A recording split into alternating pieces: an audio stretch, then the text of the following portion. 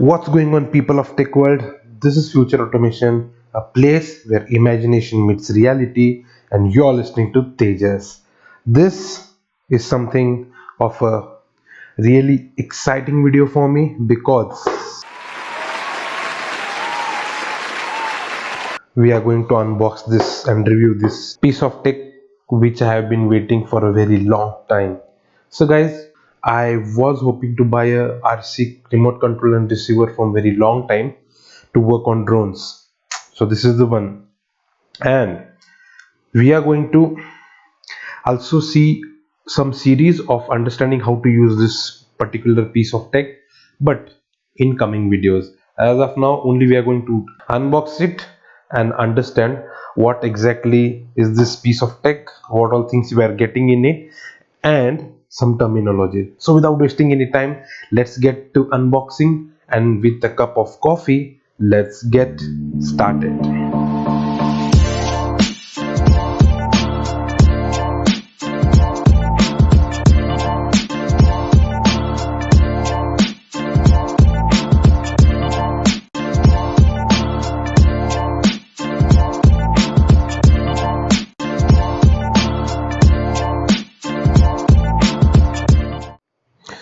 Okay, so guys, basically this is called the Flysky FS, that is Flysky, of course, i6S. It's a digital proportional radio control system which works on 2.4 gigahertz, and it comes with a receiver as well as a transmitter and few more things that I'll tell you in the coming time.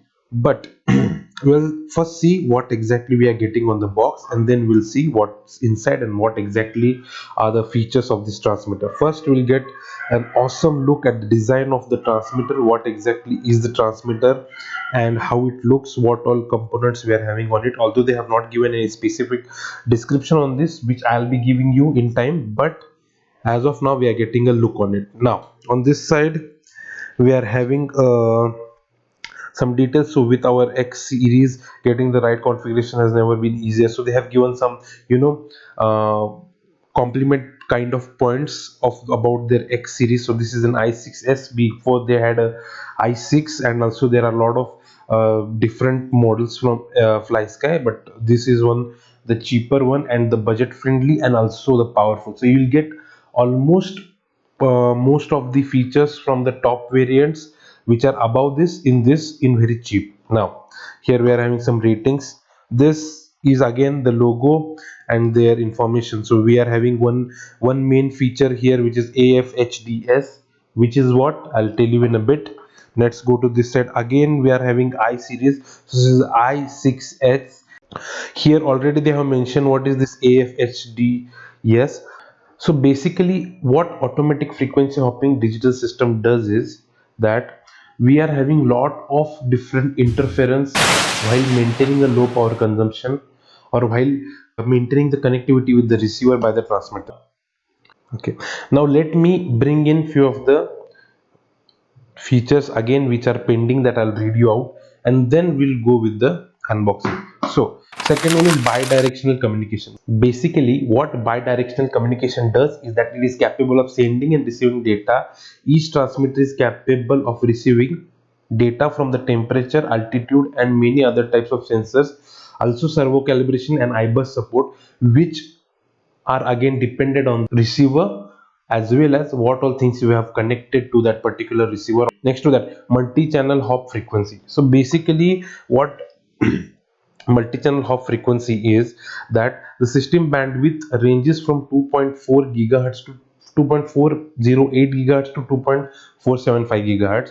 So this particular band is divided into different channels, so you will not have any interference if you are having multiple transmitters in different devices. So if again we have different model features that we can select in this to maintain which transmitter we are binding with, that I will show you in the coming videos. But as of now we are moving forward. Now enough with the features, there are few more but we are not going into it. Let's go to the unboxing. So guys, let's open the box and see what we are having in the box. So basically the box is really very awesome. It's white in color, very minimalistic design, no much of you know, crowdy information or something. So let's open it. On top you can see we are having the Flysky website and their logo. So let's open it. So guys, in box we are getting a manual which is having very less amount of information, although they are having a manual online, which I'll obviously link the in the description, so you can check out the description for the links of the manual as well as some more videos for reference if you need. Also, all the images that I am going to show you while throughout the videos, I'll be linking them and you can just check them out. So we don't need manual as of now. Now this is the moment, guys. This is the transmitter. I'll open it.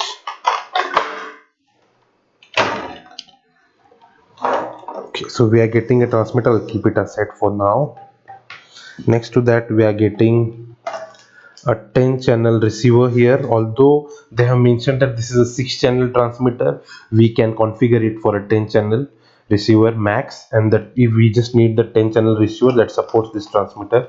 Then we have a cable which we can use for simulation, and then we have few of the stickers. So let's keep the box aside. So guys, this is it. We are getting a transmitter, a receiver, a cable and some stickers. So let's go with the most basic item, which I'll not take much time. So we have few of the stickers. We can just check which we can use with on the remote transmitter to stick if you want, so that we can attach with the transmitter. Next to that we are having a cable. So basically there is no any micro USB connection, although they have provided a micro USB connection. I'm not sure why they did that, because previously they used to ship with the actual connector that we are having behind the transmitter. If you see here, so you can see here that this is how the connector is behind the transmitter, but they have provided us with the micro USB cable. I'm not sure why they did that, but we can get a, a female to male kind of connector which can convert from micro USB to the actual connector that they have added in the transmitter. Next to that, now this is one from the two main important factors that we are having. One, that is the receiver.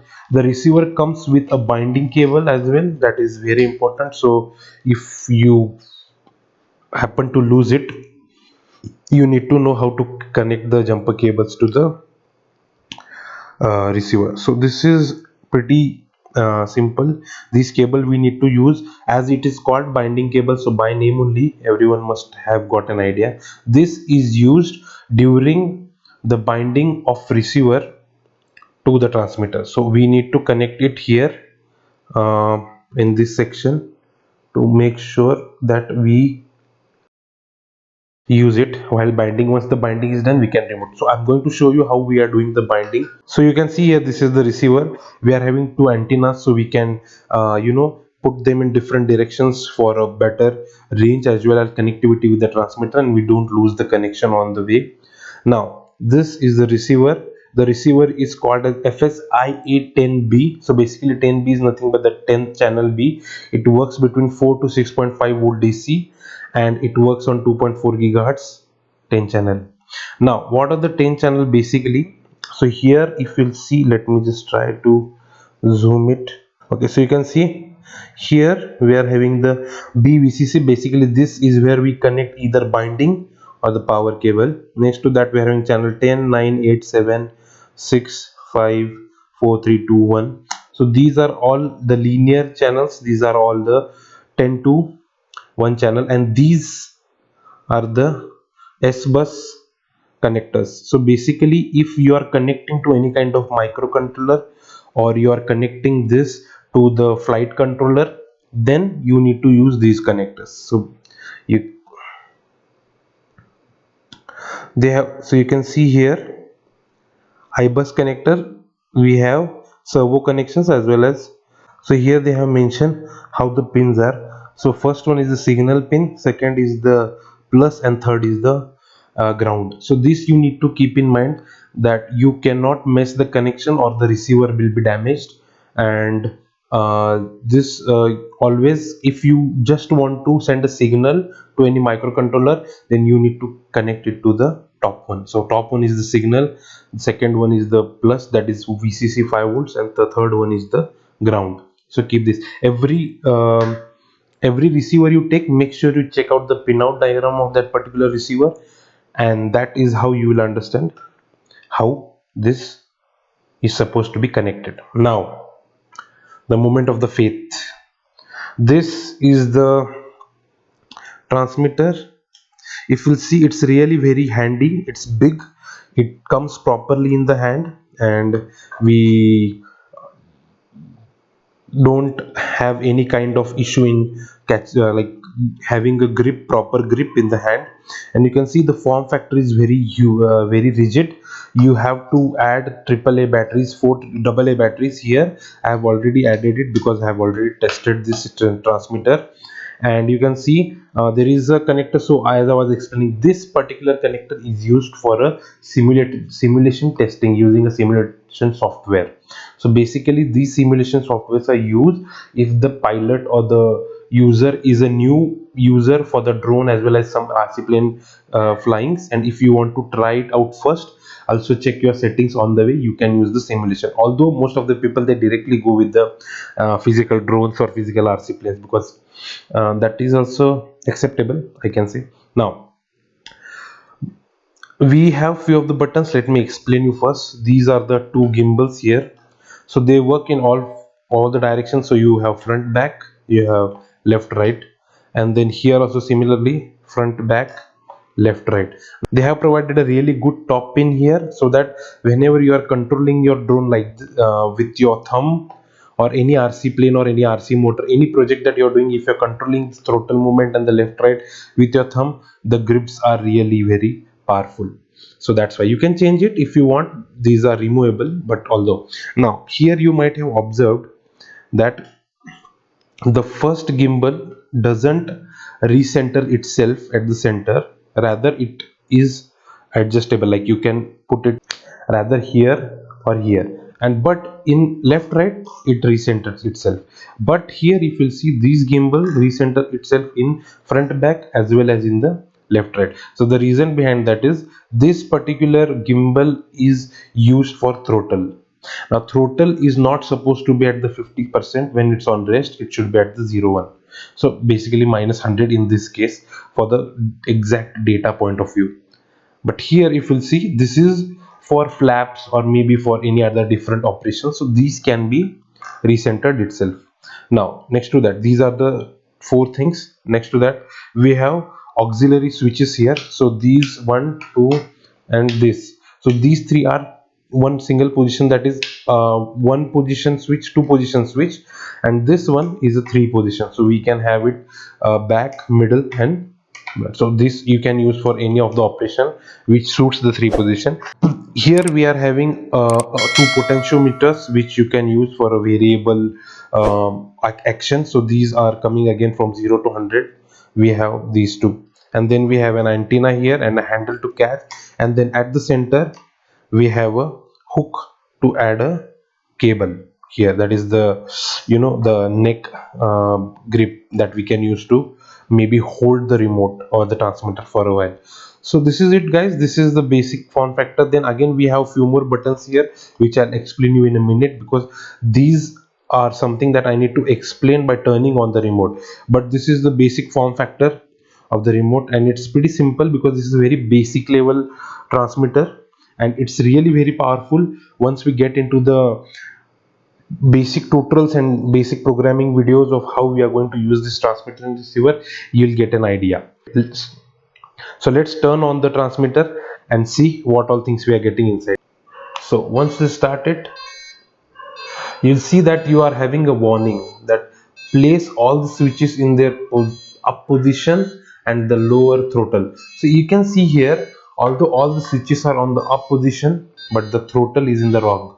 So once you pull this throttle down, the transmitter will start. Now the initial menu that you are getting here, you are only getting the TX V1 5.9 volts, 5.97 volts. So basically what that means is the transmitter is working on 5 to 6 volts as of now. So here you can see that it is giving you a basic information about the transmitter. Next to that, there is few more information here. You can see the battery life here, so how much battery we are having, and then we have the model that is selected, then we have the feature that is automatic frequency hopping, and then what is the name of that model that we have selected here, and the image of that type of model, so glider or a helicopter, swap, whatever it is. So there are few more models that we get here.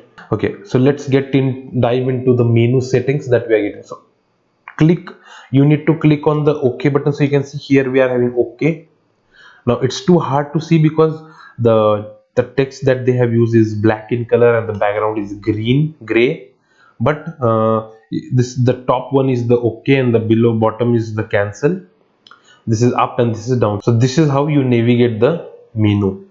You press this button, OK button, you'll get two options here. One is system setup and the next one is the function setup. So first we'll check the system setup. Again press on OK. Here you'll get to see model select, then we have model name, type select, and few more settings in this. Although all the settings and all the details we are going to see in the next video, how to set up different settings, how to make it work for normal servos, motors, for drone motors, how exactly this works, that is what we are going to see in the next video. Now if you press on cancel again, you'll go back to the actual menu.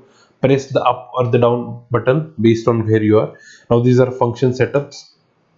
Here we can change the functionality of all the channels. So whatever channels you are having, what button you need to assign to what. Say for example, if you want to assign one of the button for a throttle cut, so say for example, if this button is down, then only this will work, throttle gimbal will work. If this is up, then the throttle gimbal will not work. Even if you'll turn it up, still the throttle will be zero only, that is minus 100 in case of the transmitters. So that is what it is. We have few more settings here, but as of now we are not going to go much deeper because it will be a very big video if I'll go much explain each and every setting. So what I'm planning to do is I'll explain few settings at a time, and we are going to create a series of videos so that you can easily understand what exactly I'm trying to explain. The reason behind that of me making a video on this is I tried to find lot of tutorials about this on the YouTube, but I was not able to find any proper video which explains all the things that we are having in this particular transmitter. So I planned and decided to create my own series so that everyone who is taking such kind of gadgets for the first time, they can get a basic idea about what exactly is it. Now enough talk, we are going to bind this with the receiver and I'll show you how we do it, and then we are going to end this video.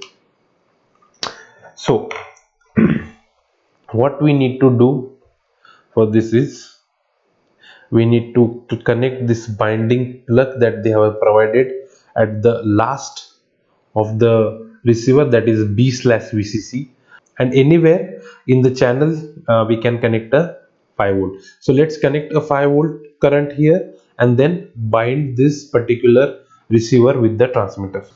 Okay guys, so now that we have connected the binding plug, all we need to do is connect a 5 volts to this particular receiver.